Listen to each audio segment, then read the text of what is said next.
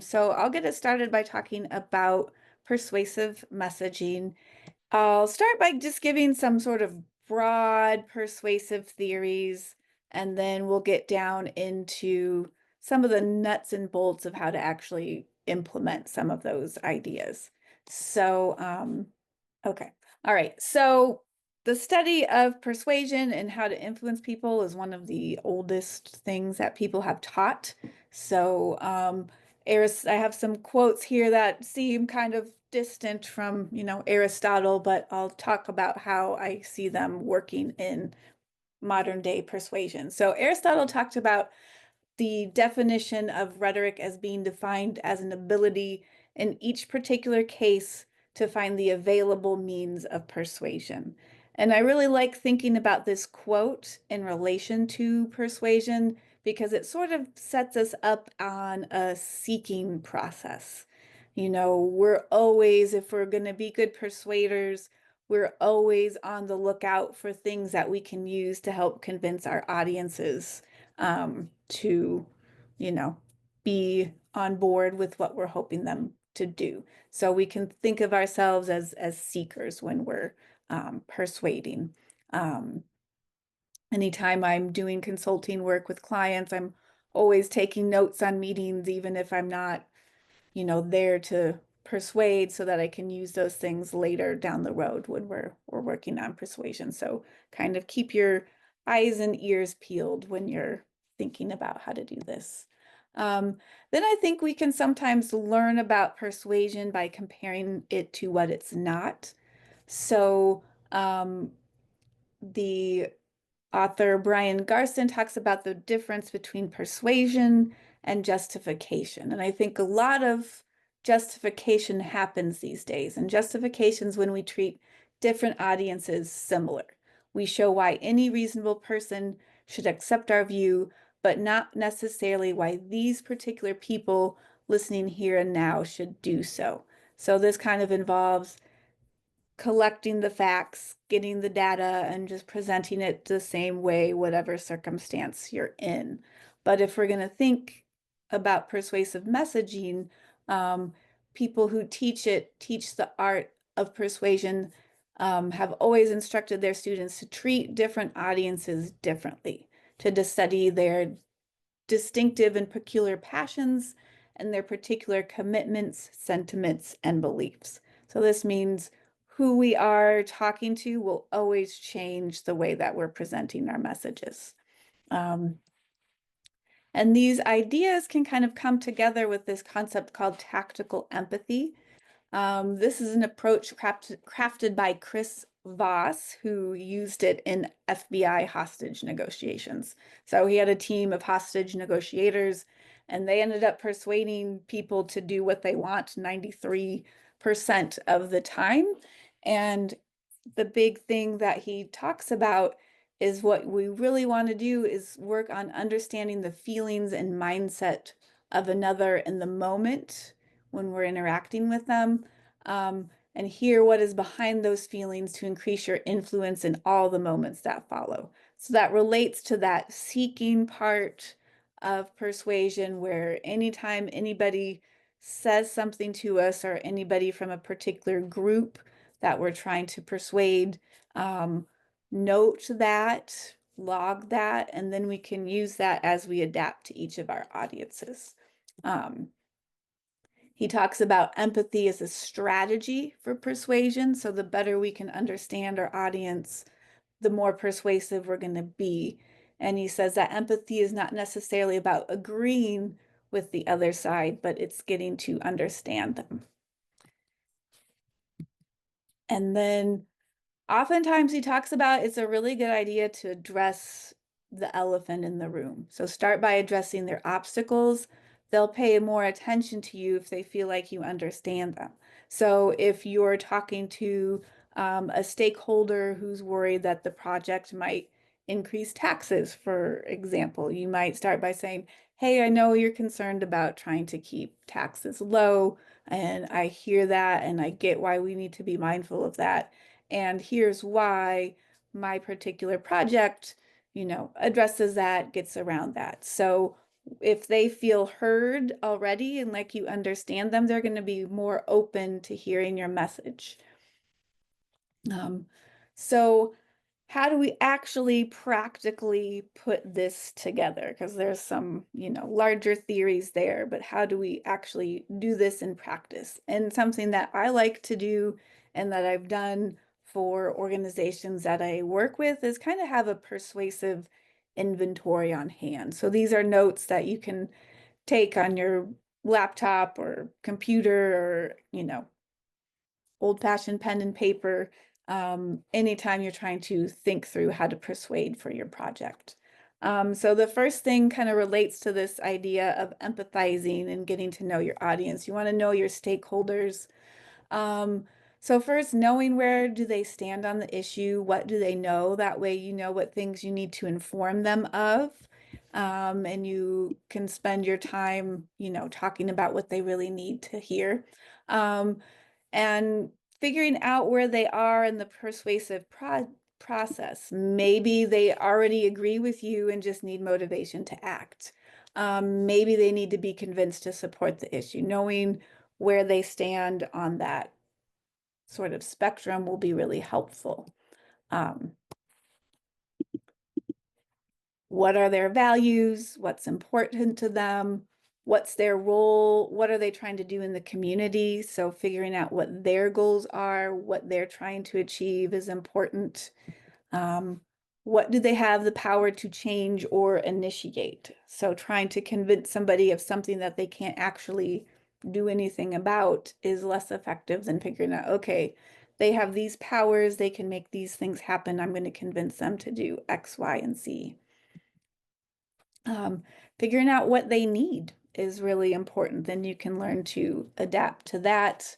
You might also talk about what do you have in common with them. That can be really great for developing connections and getting them to have that buy-in.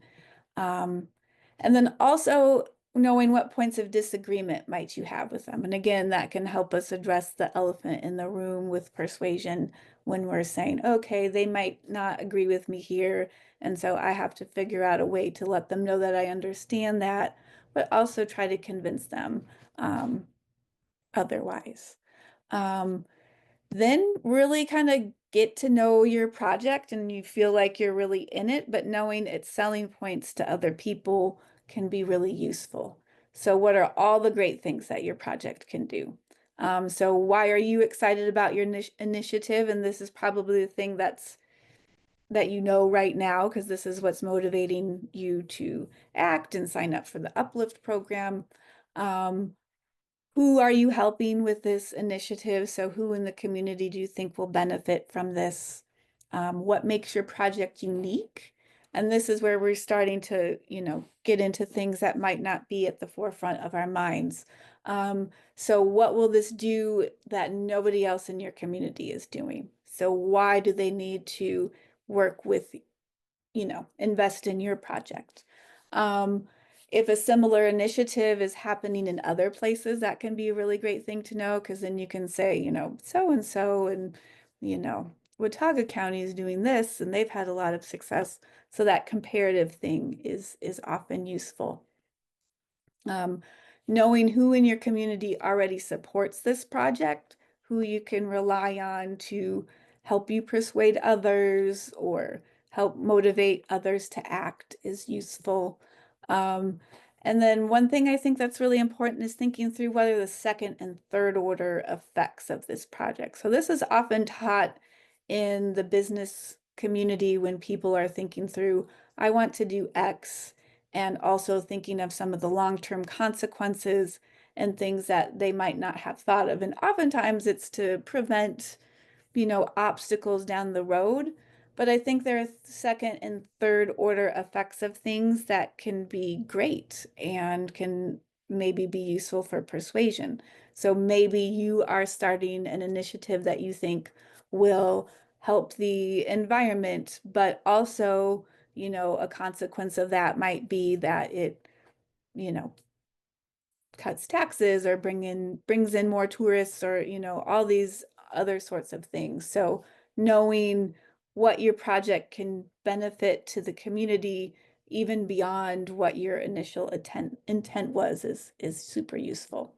Um, and then how do you do what you do? What is great about your process? Maybe they're, less interested in what you're doing, but you have such a great process and they are convinced that you know how to do what you're doing so well that they want to support you can also be a way to get some people on your side. Um, and then you also want to assess the particulars. So in addition to thinking through your audience and your project, really be clear on your goal for the specific group that you're persuading. Maybe you want to get their attention. Maybe you want to understand. Maybe you want to persuade them to intend to take action, or maybe they already intend to take action and you want to actually get them to do it. People often talk about persuasion as being sort of a continuum, and some people just don't even know what your project is and they just need to know about it. And some people might already be pretty excited about it and just need to know what to do or how to act. So knowing where you are with this particular group or person is a good thing to have in your hat and when you go in to working with people. Think through the timing. So sometimes, you know, introducing an idea at just the right moment can be really useful. So a client that I work with that does program evaluation for folks had a meeting for a grant that was distributed in California. And during the meeting, people were like, make sure you do a program evaluation. And people were looking around like, I don't know what that is. I don't know how to do that. And then we sent an email immediately after that meeting and we got like a third of the people who had applied to that grant. So being in that seeking process, seeking things that you can use to connect with your audience is important, but also moments in time where your idea might be especially attractive to a particular group of people is useful. Um, Thinking about the setting, what place you're in will impact your tone or what types of things you might talk about, and your mode of communication. So a one-on-one conversation with a stakeholder is going to be a lot different than a presentation. So knowing that and what you can achieve in each particular situation is also really useful.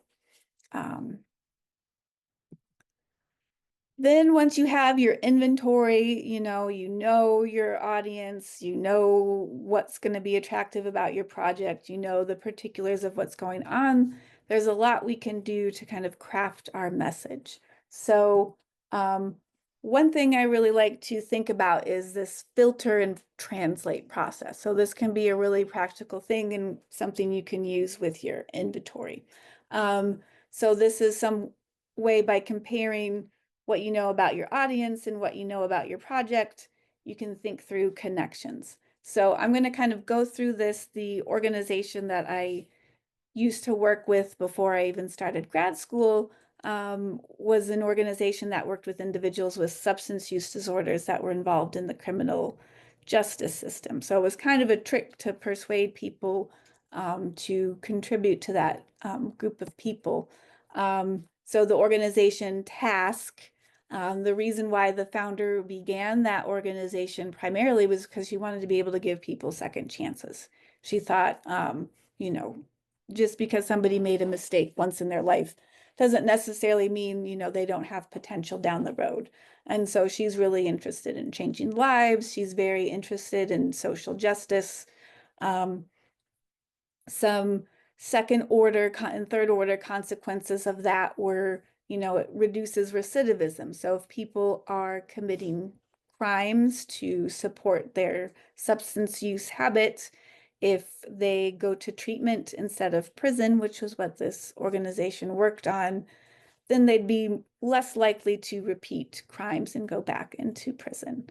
It helped communities be healthier, reunited families. So if people, kick their habit, they could go back to their families.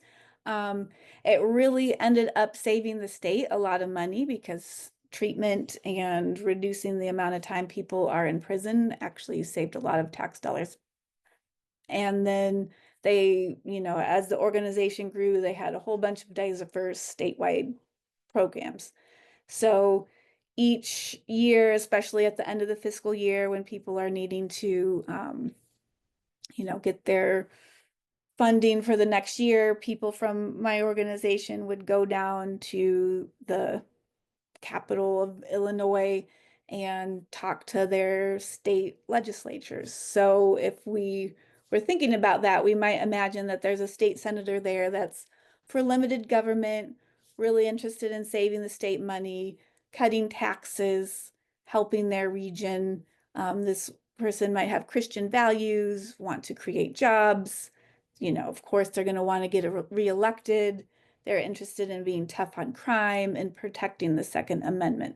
And so if we look at this, we can see some really obvious connections. So saving the state money, this person wants to help their specific region, and then the person could talk about, here's what we're doing in your particular county. So there's that part of it. But there's also connections that we can make with a little bit of translation. So this is the filter part. These are direct connections. But let's say this state senator wants to cut taxes. That introducing and talking about a program that saves the state money really helps with that. They want to come across as tough on crime. And so why would they support this program where we're helping people who've committed crimes go to treatment instead of prison?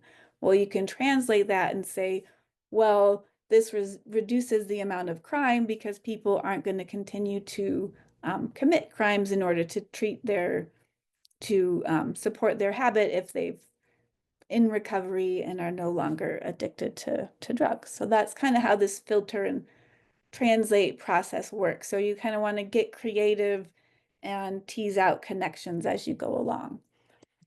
Then when you do that, you got to make the argument. This concept of ethos, pathos, and logos is taught a lot. So some of you may have already heard it. So ethos is character, pathos is emotion, logos is reasoning. And often they're taught as really separate things because it's distinct things that are doing. But really, I think they tend to look like this. They overlap. So there are certain statistics and numbers that might have an emotional resonance with somebody.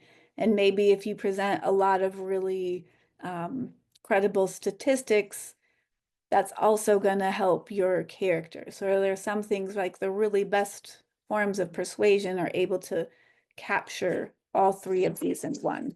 But I will talk about them separately and just to kind of give us a few things to think about with this. So basically, logos is supporting your main points, evidence showing how you know what you know. A lot of people kind of associate this with statistics and numbers, but this can also include stories, anecdotes, explanation, and talking about experiences. And often it's best to combine all of these things together. Then the reasoning is the connection. And that's one of the most important things and often one of the easiest things to overlook. Because if we're really excited about the project that we're working on, sometimes things just seem so obvious that we don't even think to say them.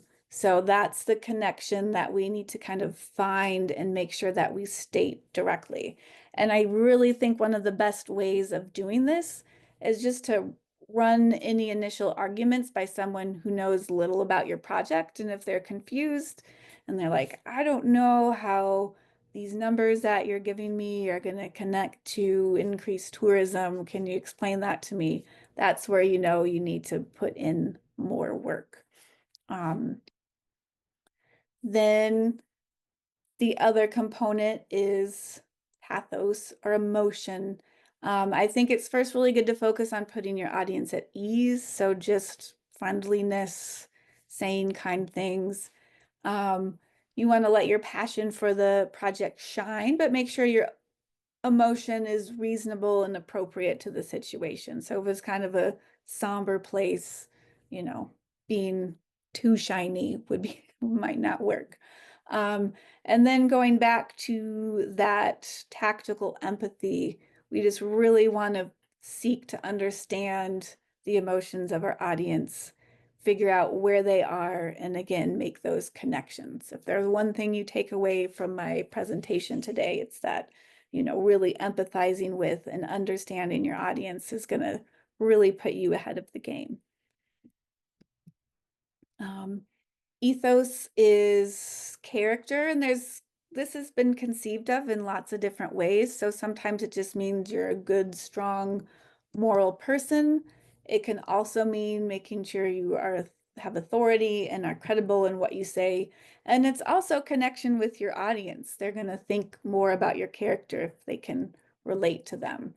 And one thing that's important to think about this is it's always ongoing outside of the persuasive event. So building relationships, leveraging connections.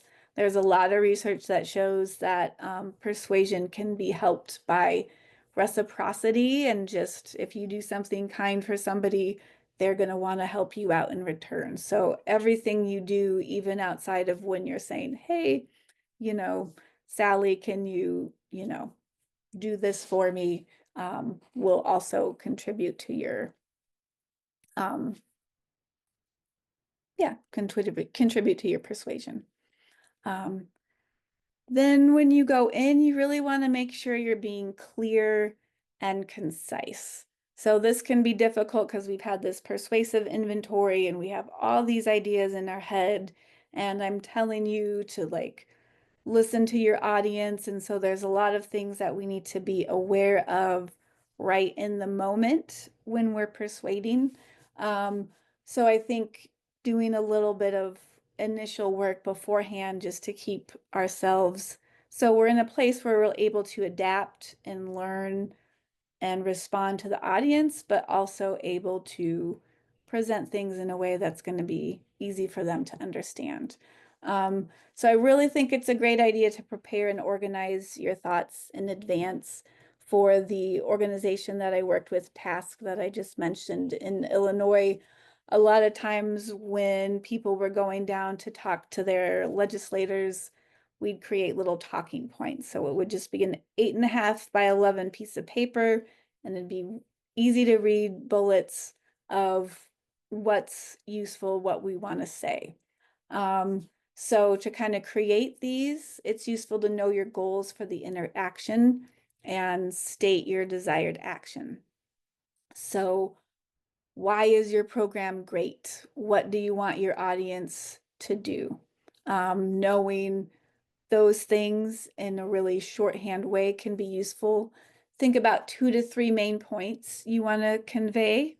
And again, we want to be able to adapt, but also organize.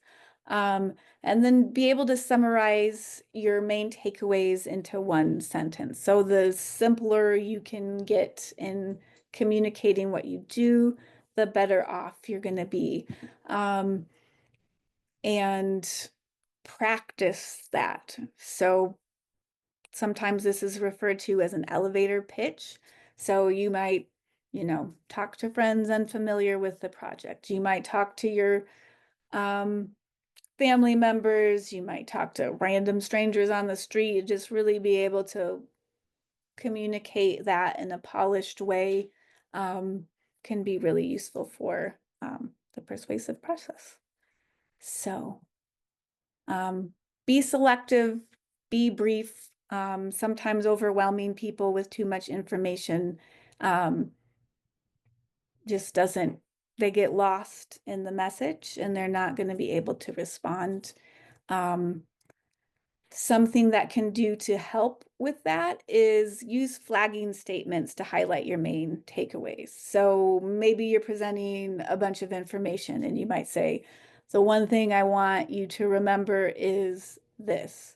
Or, if you take anything away from what I'm saying to you right now, please remember that X, Y, and Z. So that is something that you can really, knowing your goals and your main summary and your 2 to 3 main points in advance, then remembering to highlight them in an interaction is super useful. Finally, and I've said this in previous slides, but really running your ideas by someone who knows little about your project is incredibly useful. This is something I advise to my clients and my students.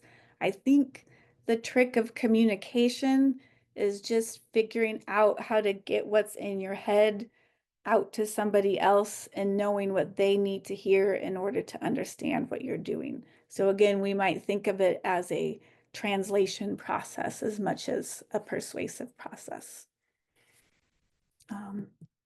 Then with that, does anybody have any questions? And then I do have my last slide is my pump up for Danny's presentation, because I do think one of the most effective ways of persuasion is communicating a story. So I think all of this is a footnote to what Danny's going to introduce to you, because stories, research shows across the board, are one of the most effective forms of communication. So yeah, I'm excited to learn from Danny.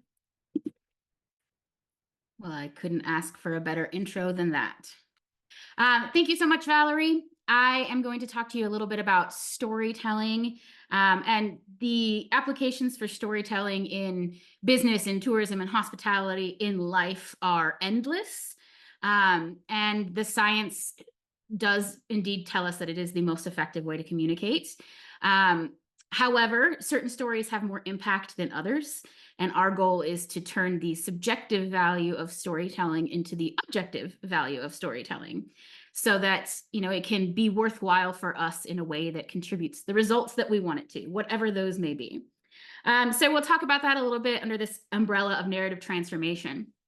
But first and foremost, storytelling is a fundamental aspect of our existence. I think I have this statement on this presentation about 4 times because there's no way I can overemphasize that. Our oral traditions, our written literature, our digital media, all of the stories that we have that go back to history or go back to what you were doing at lunch shape the way we understand the world and interact in the world. They're captivating, they're inspirational, and most importantly, they have the ability to evoke emotions. And those can be profound emotions, those can be empathetic emotions, and hopefully with great storytelling, you can pretty much tell your audience what kind of emotions you want to elicit in them, which is what makes it really powerful.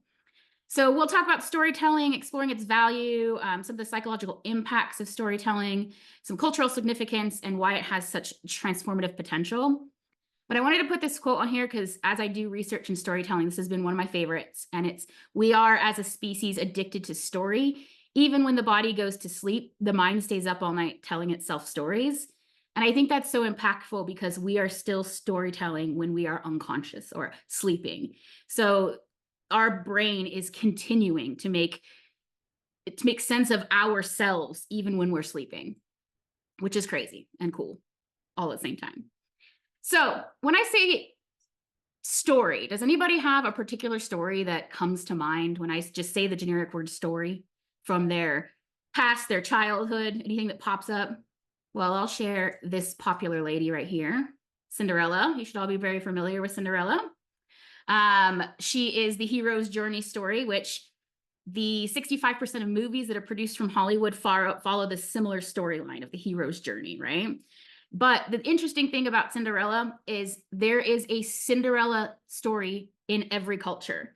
And it goes back to 860 with the Cinderella variant that was found in China. So this particular story and this rise of this indentured woman has been very impactful in not just our culture, and we think of Disney and Disneyland, but goes way back into history and has permeated every culture. And sometimes I think we get lost in our own stories and our own media consumption, and we forget how powerful it is, that every single culture can resonate with the idea of Cinderella. And that's pretty powerful. There's not a lot of other things that can attach itself to every culture as significantly as the story of Cinderella. So quick facts, and my facts are ironic, and I'll tell you why. So stories can be recalled up to 22 times better than facts. That's, if I was a betting man, that's pretty significant. And the human mind is hardwired to remember stories, especially those with the emotional connection. 65% of our daily conversations are based on storytelling. It's the way we interact, it's the way we communicate. In marketing, sales, storytelling can boost conversion rates by 30%. So there is some quantifiable value there in marketing. And research discovered that people only retain 5% to 10% of material that consists solely of statistics. However, they remember between 65 and 70% when it's a story. And I said my facts were ironic. So somebody try to remember those statistics. And I'll come back to you at the end of this story, this presentation, and see if you can remember those more so than some of the stories that I'll tell you. So that's your challenge for the day. But as operators and as business people, we know that storytelling is impactful. It's a great idea. We see the value of it, but how do you quantify it?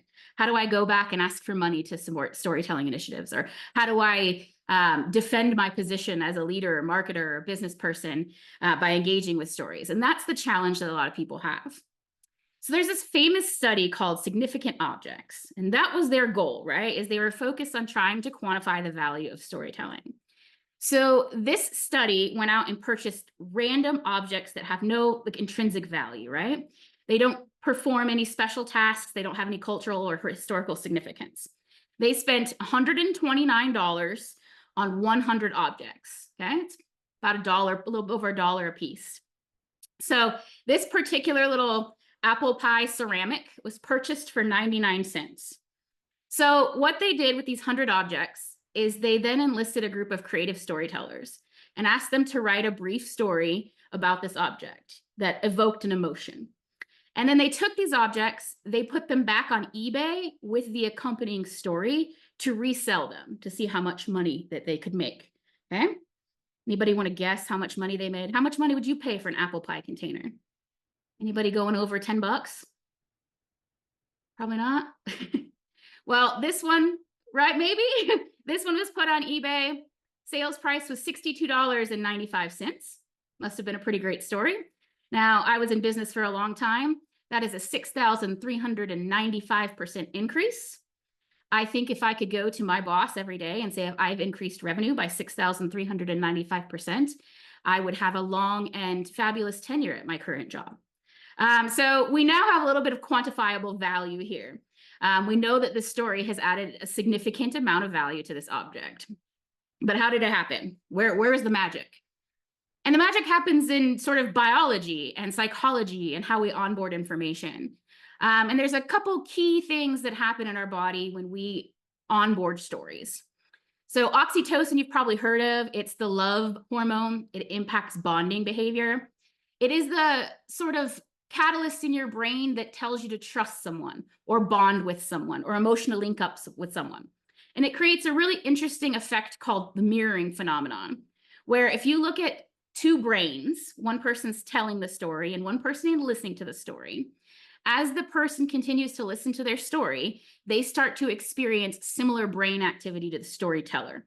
So on a basic neurological, biological level, our brains link up in the way that they think and the way that they receive the information, which is pretty powerful. You're linking up to another human in a way that we can't do in other facets.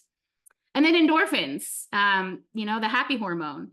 Endorphins reach our limbic system and they are in charge of our pleasure and satisfaction. They're rooted in emotion. It's where we also rationalize and make our decisions, which makes storytelling and endorphins really impactful, because our goal of storytelling is to reduce somebody's resistance to what we're asking them for, or what we're getting them to buy, or what we're asking them to engage in, or the buy-in that we're getting, or we want them to have in us. So we want them to rely more on their emotions and less on their rationalizations. And then elevating endorphin levels in our audience through storytelling is critical in driving those consumer behavior decisions. And dopamine. Dopamine is produced, and it's an elaborate learning system. So it's goes through many facets, and it follows those emotionally charged moments in events and in stories. It is responsible for arousal and pleasure, and it encourages us to stick with the story's journey. So it allows us to listen longer, to listen more engaged, and to be more involved and part of the story instead of just a passive persona that is listening. So pretty impactful stuff. And all that to say, we go back to our significant objects. And was, the apple pie container just a one-off, or were all of these 100 items representative of storytelling value? So I told you it was 100 objects. They spent $129, and their total revenue for those 100 objects was $8,000. So we have quantified, I say we, I wish I was part of the study, but they have quantified the power of story. And that is something that we are all looking to do. And that sort of puts forth the question of how did they do it? And how can we utilize it to get what we want? How can we change the subjective value of storytelling in our daily lives into the objective value? And really the short answer to that is by focusing on crafting stories that create empathy and foster a personal connection. Now, the other caveat to this is who tells the story is also really important. I did some research within distillery tourism, and in on-site wine and distillery tours, the most important factor that enhanced customer buying decisions was the authenticity of the storyteller. So you may have the best story in the whole world, but if you're not someone who can articulate it passionately, creatively, and foster engagement, you might need to outsource that to somebody else. It's not for everybody, but it is incredibly important that the person telling the story is as engaged in the content as the story listener, or you're just not going to get as far.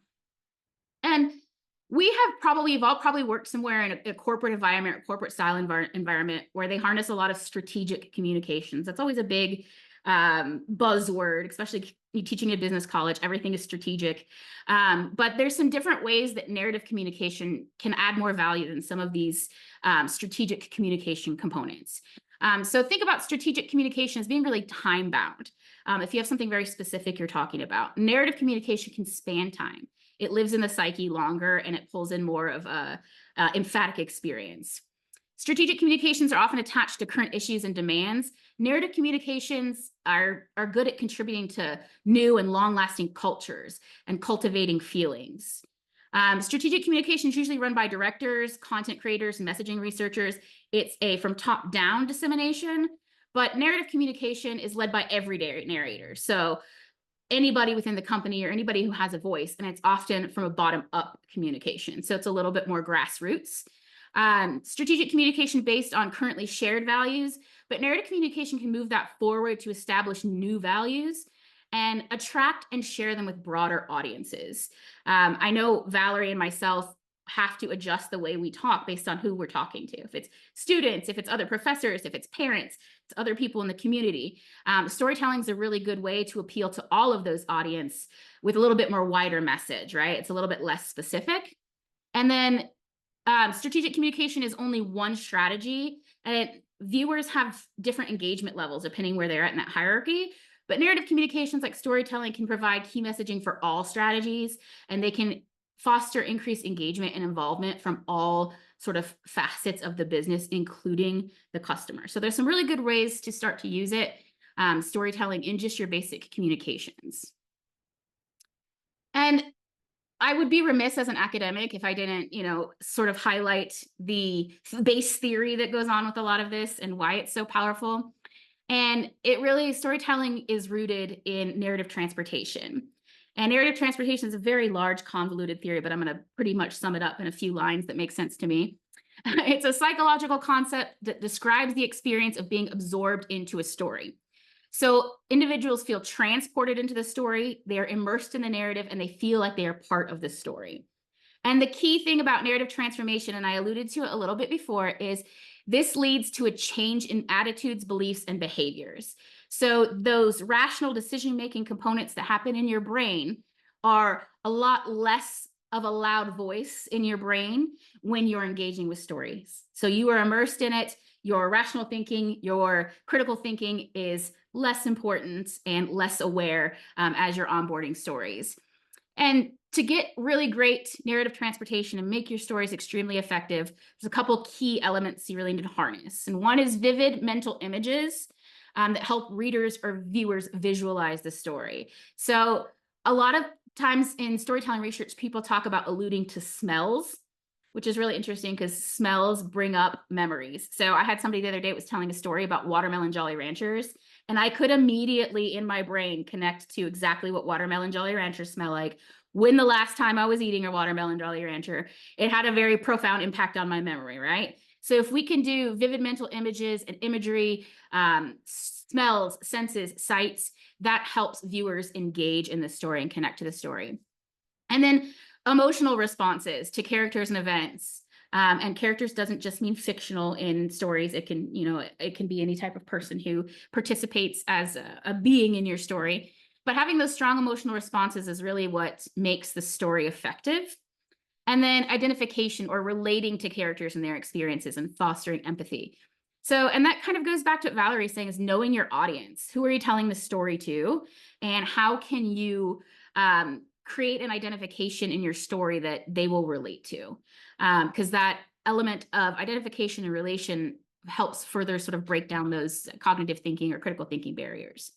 And then one of the quintessential benefits of using storytelling to get what you want is through this immersive experience, and it really helps in breaking down those barriers. So imagery, emotional engagement, and relating to or having a firm identification are the first steps in sort of curating the best story.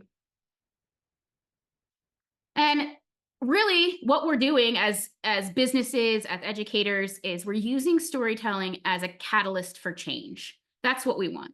Whatever that is, a change in consumer behavior. Is it a change in the way you function as a team? Is it a change in the way you teach or disseminate information? But storytelling is the catalyst for change.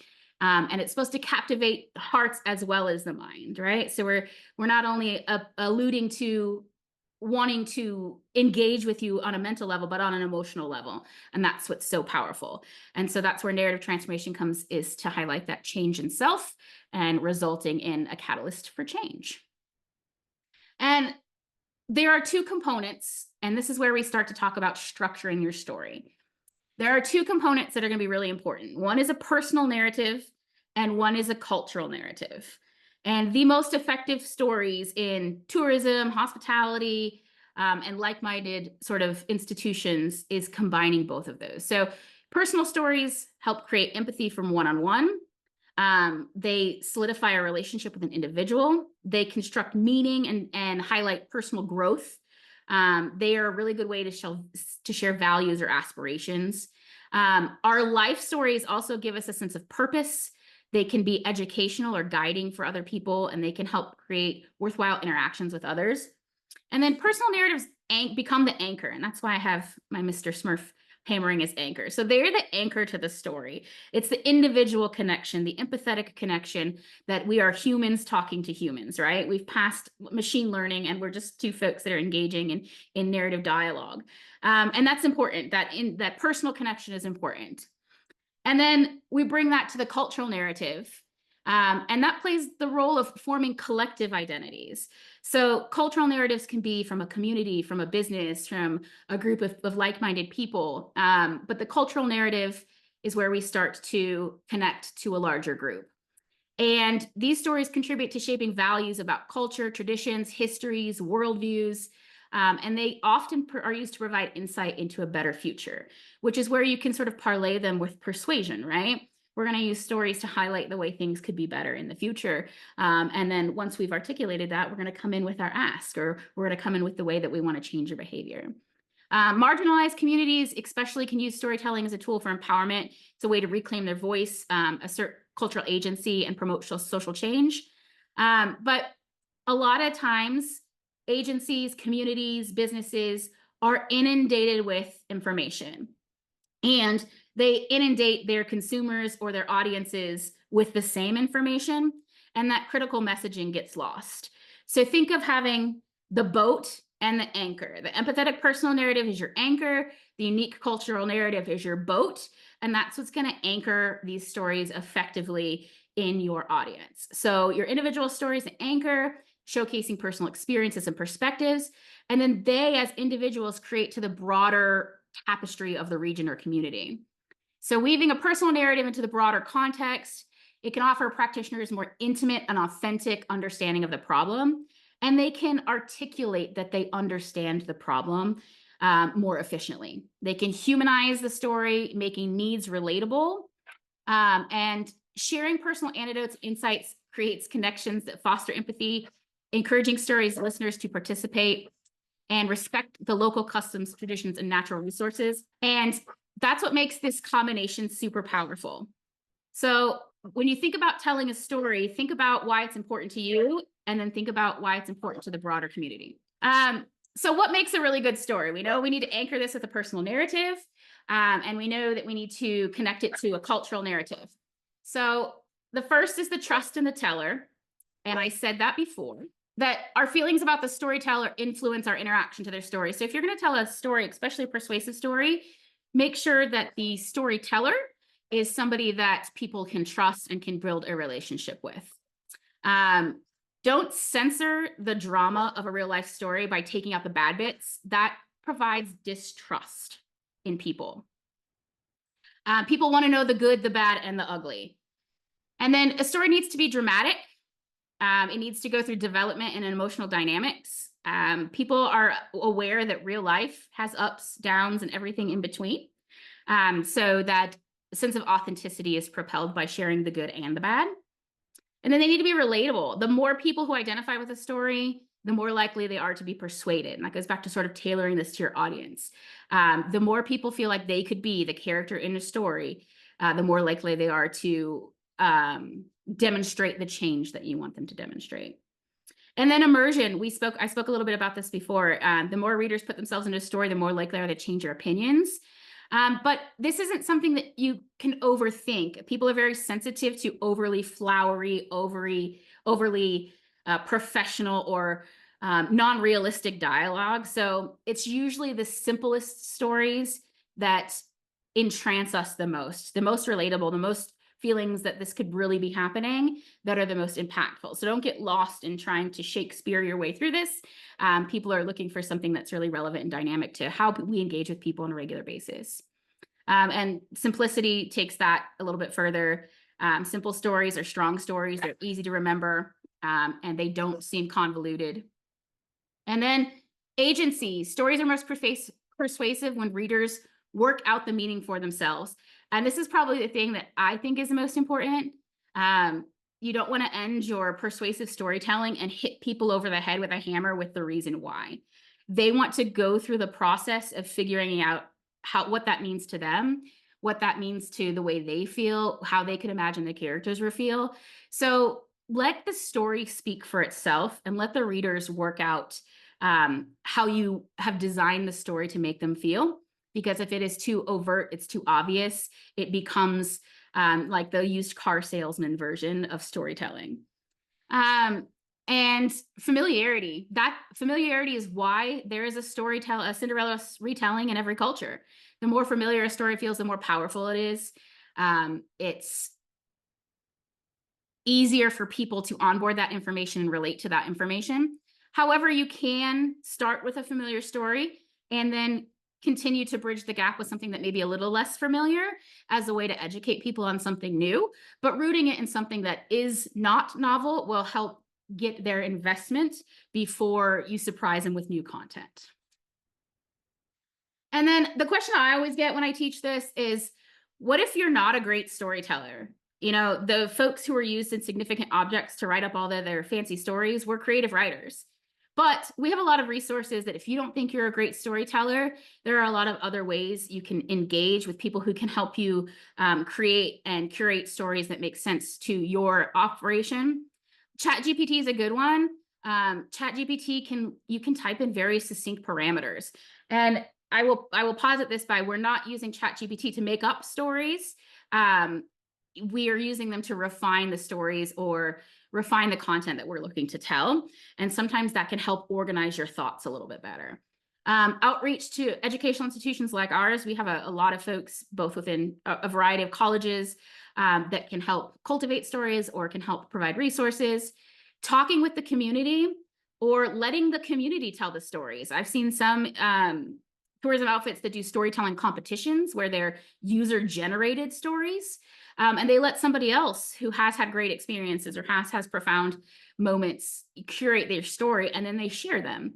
And then sharing stories on platforms, same way, like through social media, let these user-generated or guest visitor-generated stories become your story, because that voice is inherently authentic.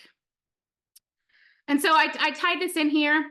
I asked Chat GPT right before I got here in this meeting to say, write me a 1 paragraph story about visiting a small rural town in North Carolina that is emotionally impactful. And it wrote this wonderful story about Clara and how she went to Willow Ridge and she worked with Eliza, who's a librarian, to fabricate this legend that ended up bringing townsfolk story to life, transforms the town. So there's a lot of really cool stuff that happens in here, and this took 15 seconds just by giving it some prompts about what I was looking at to do for it to do. So just a great example of how you can harness some of those tools, and also just a good educational example. I mean, I sometimes have ChatGPT just generate stories just for my own research of, hey, how good is ChatGPT at generating these great emotionally evocative stories? And the more that we lean into AI, the better a job that they're starting to do. So play with it a little bit, play with your storytelling, play with your resources. Some of them are quite funny. Some of them are very poignant, and it's just a good time to see what storytelling in the world of AI can come up with.